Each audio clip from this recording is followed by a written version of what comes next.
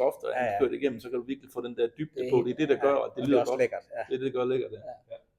Sådan der. Og I må ikke komme længere væk fra hinanden i hvert fald. Og din, den kører hårdere også. Ja, den har kørt lidt. Ja. Så den her kører også. Vi må ikke komme længere væk fra hinanden. Vi rykker lige lidt tættere på Peter. Sådan der. Og satan Peter, du lidt flytter der. Det er sådan Pelle, hvis jeg kigger ind i hård extension, så kan man sige, at den rejse, som vi har været på, det er jo, at der i nullerne, starten nullerne, der var hård extension jo vanvittig. Det er jo ligesom om, at alle begyndte at kigge ind i det, og hvis vi så kigger i markedet i dag, så bliver der stadigvæk lavet lidt extension, men jo slet ikke i den udstrækning, som dengang. Jeg synes, at det, der er ved at ske, det er, at folks forfængelighed i forhold til, at de gerne vil have noget mere fylde, de vil gerne lege lidt med deres farver, de vil gerne lege lidt med deres længder, at den begynder at vise sig lidt. Men de gider ikke at have det her lange extension-hår. Og derfor så tror jeg, at det, der er vigtigt at kigge ind i, det er måske lidt mere et koncept, som arbejder med farve, fylde og længde, hvor man egentlig giver frisørerne et redskab til at være mere kreativ, til at opfylde kundernes ønsker. Ja. Og det har jeg lavet et forslag på, hvordan man kan lave det på en nem og måske vigtigst af alt en naturlig måde. For jeg tror, at hvis vi skal ud og arbejde ikke med de helt unge mennesker, men måske lidt mere pigen på 40, så tror jeg, at det, der hedder naturligheden, den spiller en meget, meget stor rolle. Så derfor har vi arbejdet på at forfine den lange erfaring med hår extension til at bygge et koncept op, som handler om det her farve, fylde og længde, men på en naturlig måde, som du og jeg ikke kan se, kunden har. Det er jo noget af det, som har gjort, at vi har i hvert fald fået vakt interessen for det her igen. Vi arbejder jo rigtig meget med extension, og vi arbejder også med jeres med hairkontrast i tidernes morgen, da vi startede i starten af 0'erne.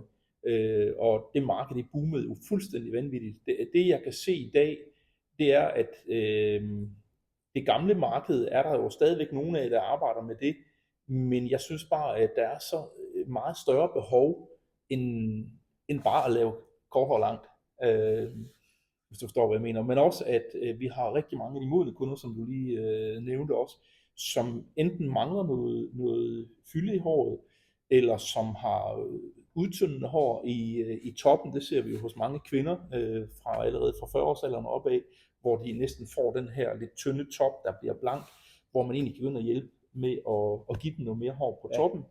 Og så da jeg så jeres nanofillers, der tænkte jeg, fuck, det er fedt det her, fordi det giver nogle nye muligheder, som vi ikke så før, og hvor det ikke sidder bolker ved bunden. De er lidt kortere, de er smallere, men der er stadigvæk meget hår i dem. Det giver nogle helt nye muligheder for os som frisør, for at få et nyt marked i vores forretning. Og jeg synes jo, det er vildt fedt, at vi som frisør kan tjene nogle penge hurtigt, fordi dem har vi ikke ret mange af, de hurtige penge, fordi alt, hvad vi laver, det er håndarbejde. Her kan vi sælge et produkt, som vi kan lave relativt hurtigt, og skabe en fantastisk omsætning.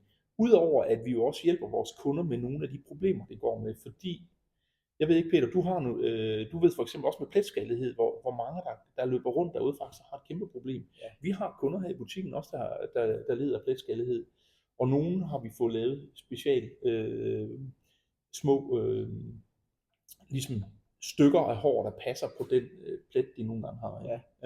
Altså jeg tror, du rammer noget der, som er vældig vigtigt for vores branche, og det har noget at gøre med, at hvis man specialiserer sig i at farve og klippe, så skal man også have en god profil med sig, for at være foran alle de andre frisører i byen. Men hvis man går ind og siger, at vi udvider vores tilbud til vores kunder, for eksempel ved at kunne være mere kreativ med et farve, fylde og længde koncept, og de kunder, som har et ønske om at få lidt mere fylde, at vi også kan gå ind og hjælpe dem.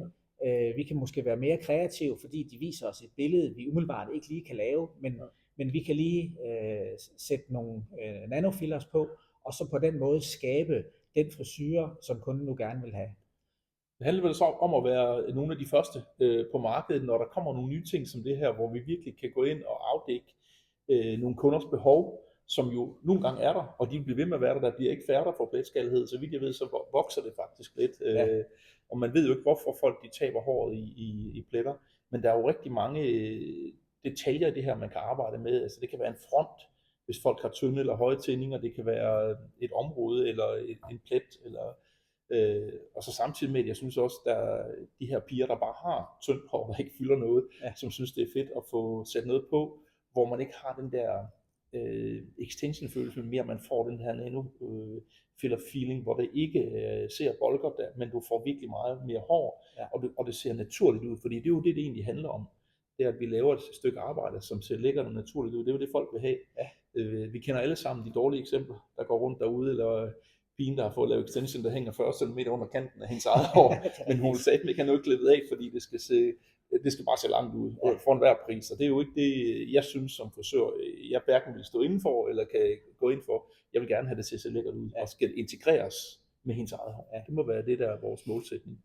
Det, som vi jo startede med, det var jo at kigge ind i det her marked, som du også lige berører lidt, som hedder pletskaldhed.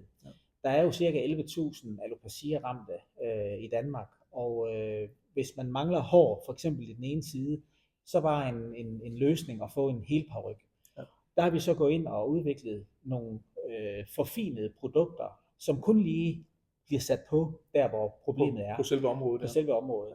Og det er jo egentlig det koncept, vi så har fået lov til at forfine igennem de sidste 10 år, til at vi i dag har et program, som også kan arbejde lidt mere med de almindelige kunder, som bare synes, de er kede af deres fine, tynde hår. Men vores sortiment er ganske rigtigt, som du siger. Vi arbejder med tyndt hår, vi arbejder med pletskaldhed, og nu arbejder vi også med det her farve, fylde og længde. Men det, der er vigtigst for os, det har været hele vejen at have noget, der er så naturligt, at du og jeg ikke kan se, at det ikke er deres eget hår. Og det er sådan vores DNA, og det, som vi synes er vigtigt. Også fordi vi arbejder med kunder, som måske er 35-40 plus, og de vil altså ikke ligne noget, der er fake på samme måde som hende på 20. Det skal ligne deres eget hår, det skal se ud som deres eget hår, det skal føles som deres eget hår. Det tror jeg må være den målsætning, i hvert fald vi går efter med de voksne kunder. Og der er jo bare et kæmpe marked derude, og vi ved alle sammen, at hvis vi lige kigger i vores egen lille kundekreds, hvor mange piger har vi egentlig, som har udtyndet hår i toppen, eller som skal have mere fylde. Der er faktisk en hel del. Der er nok cirka 20%, i hvert fald af de modne kunder, som godt kunne bruge lidt mere hår. Så det her, det er en kæmpe businessmulighed også for os som frisører, at man ikke kun siger, jamen jeg har lige 20 kunder, og når det er dækket, så sker der egentlig ikke mere. Godt, hele ideen med det her koncept, de er kommet op med, synes jeg er super fedt, også fordi man understøtter det med social media, at der bliver lagt post ud til de salonger, der er samarbejdssalonger, så de også har noget marketingsmateriale, så man ikke kun har den her lille gruppe, man selv fokuserer på. Jeg har Karen og Lilian og Vera, og det er dem, der skal have det, og så sker der egentlig ikke mere, når de får anden vedligeholdelsen. Jeg tror på det her med, at vi understøtter det med social media, så der er mange af de kunder, der vil komme og spørge om det, som selv synes, de har et problem. Ikke hvor du synes, det er et problem, men hvor kunden synes, det er et problem. Og det er jo egentlig det her, det handler jo meget om kunden, og ikke om mig som frisør. Så jeg vil gerne hjælpe mine kunder, og de kunder, der har et problem, de ved sgu godt selv, hvis de synes, de har det. Og det tror vi alle kender som frisør, at kunden kommer ind med noget og tænker, det er sgu ikke noget problem, du har den vivl, den har alle, men hun synes, det er et problem. Og det er jo det, vi skal gå ind og hjælpe folk med, det er simpelthen at hjælpe med det problem, de selv synes, de har, og så løse det på en god måde, at vi så også virkelig kan få en god forretning ud af det, og tjene nogle gode penge på det som frisør. Det synes jeg bare er super fedt. Jeg synes, frisørerne fortjener at tjene penge. De knokler hver dag, og har gjort det altid, og står med mennesker, og udover at være en god frisør, så er du næsten også en psykolog. Så jeg synes, det er vigtigt, at vi får noget for det, vi laver, og vi også har en god forretningsmulighed i det her. Og så hjælper folk med et problem, de har. Så det og det er også, nu berører du lige de sociale medier. Altså det vi jo har kan se igennem samarbejde med salonerne igennem de her mange år, det er jo, at de er rigtig gode til at pleje deres kunder og behandle dem. Men det der med at poste hver dag ud til de sociale medier, det er der nogen, der er gode til, men der er også mange, der synes, at når vi har gjort det 10 gange, så gør vi ikke det mere, så har vi ramt alle. Og der har vi simpelthen bygget et, man kan sige, community op, så vi hjælper salonerne med det. Så alle, som samarbejder med os, jamen der er muligheden for at gå ind og poste i samarbejde med os de før- og efter billeder, som viser, hvad det er, vi kan herinde i butikken. Og det har hjulpet rigtig meget, fordi så kommer kunderne ind i butikken og siger, jeg har hørt, at du kan hjælpe mig med at få noget mere fylde. eller jeg har alopecia, jeg kunne godt tænke mig at få lidt hjælp til det. Så det er selvfølgelig et samarbejde imellem frisøren og os, men det samarbejde har vi set en kæmpe værdi i, fordi der er mange saloner, som ikke får det gjort i hverdagen. Og frisøren behøver heller ikke ligesom at skal føle, at de skal presse på for at få det afdækket over for kunden. Kunden har selv fået informationen faktisk, fordi hun følger jo den enkelte frisør eller salongen på deres Facebook og på deres Instagram og så videre. Så det der med, at der bliver postet ting automatisk, som afdækker det her behov, som gør, at kunden kommer og vil spørge om det, så er det bare meget lettere for frisøren også at hjælpe med at løse det her problem, kunden måtte have. Ja. Så det kommer til at fungere fantastisk godt, og jeg glæder mig til, at vi virkelig får sat noget skub i vores egen forretning her også, at komme ud over stepperne. Ja. Det vi har kigget ind, hvis vi sådan lige hurtigt skal prøve at stille ind på selve produktet, så kan man sige, at der findes jo rigtig mange produkter derude, lige fra hårextension, som er måske det, mange kender ind i, men også i små toppe og hårdele. Og det, som har været vigtigt for os hele vejen igennem, det er jo, som jeg sagde før, det her at skabe et produkt, som bliver naturligt, når det er tilpasset. Men vi gør det, at hårtætheden og hårstrukturen, den har vi sat ned, fordi vores skandinaviske hår, det er ikke pakket med hår. Så man kan sige, at hvis vi får en hårdel, der er for meget hår i, så kommer eller hvis hårstråene er for tykke. Eller hvis hårstråene er lige nøjagtigt. Så det der med at få det justeret ind med den hårtæthed, som passer til vores marked, det har været vigtigt for os, fordi vores DNA, eller det vi gerne vil med produktet, det er, at det skal se så naturligt ud som muligt. Og derfor adskiller vores produkter sig på den del. Gør det ikke også, at det blender bedre, altså med deres eget hår? Altså blendet er meget finere.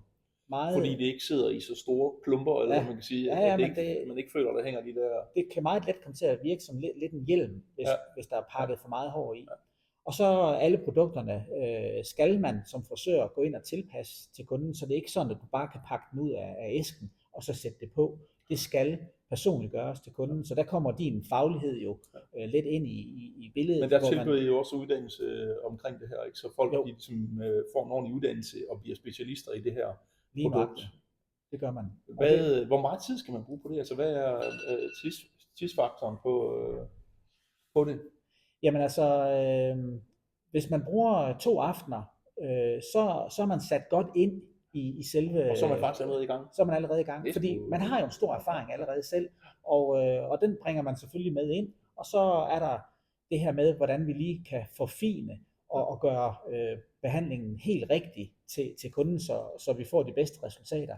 Så 2 aftener er måske I princippet kunne man vel også sige, at hvis man er en salon med flere medarbejdere, hvor man er 4 eller 5, så kunne man vel bare have 1 eller 2, der er specialiseret i det her, som ligesom siger, det er deres område, hvis man gerne vil, hvis det siger, at det er ikke noget for alle i forretningen. Det kan også være nogen, der har fokus på herrearbejde, som vil noget andet, eller at man har nogen, der specialiserer sig i det her, det kan man sagtens. Så man får lov at arbejde med det, der interesserer en. Det vi jo ser lidt med vores farve, fylde og længdekoncept, det er, at dem er der mange, altså der ser vi, at alle faktisk gerne vil arbejde med det. Men der, hvor det bliver pletskallighed, der gør man lige nok det, som du siger, at man ligesom uddanner en, og så bliver man god, så bliver hun eller han god. Også hvis man skal til at lave de her, en lille form til, hvordan skal den her se ud, altså som man laver afstøbning, eller hvad man kalder det, når jeg laver det her, men man simpelthen laver en lille skabelon, som passer til den hårdel, der skal sidde på det område, der skal lige nøjagtigt.